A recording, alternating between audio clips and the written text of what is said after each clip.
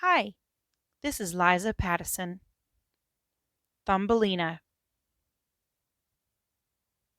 A long time ago, and far, far away, an old woman was sitting in her rocking chair, thinking how happy she would be if she had a child.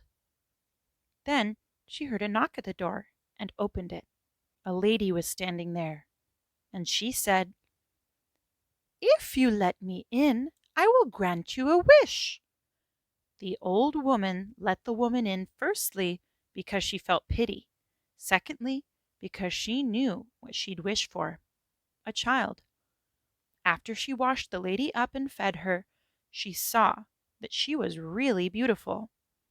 The lady slept soundly all night long, and then right before she left, she said, "Now, about your wish.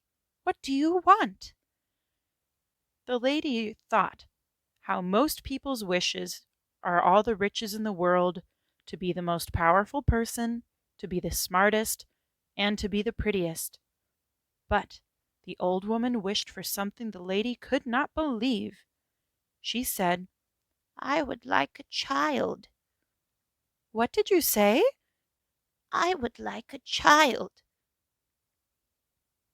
The lady then placed a tiny seed in the old woman's hand and gave her instructions. "Plant this seed, water it carefully, watch over it, and give it your love. If you do all those things, then you will have a child." So the old woman did all those things the lady had told her to. In a week there was a beautiful yellow flower in place of the seed. The next day the flower bloomed. Inside the flower was a beautiful little girl who was the size of a woman's thumb. So she called her Thumbelina. She made her a little dress out of golden threads. Thumbelina slept in a walnut shell and brought the old woman joy and happiness.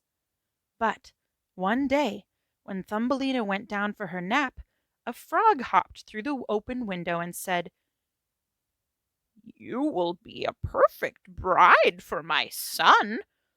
And she took Thumbelina to a lily pad and hopped off to find her son. Thumbelina cried, and some little guppies heard her and chewed the roots off the lily pad to help her escape. Thumbelina's lily pad floated away. A few hours later, she finally stopped floating. During the summer, she ate berries and drank the dew off the leaves.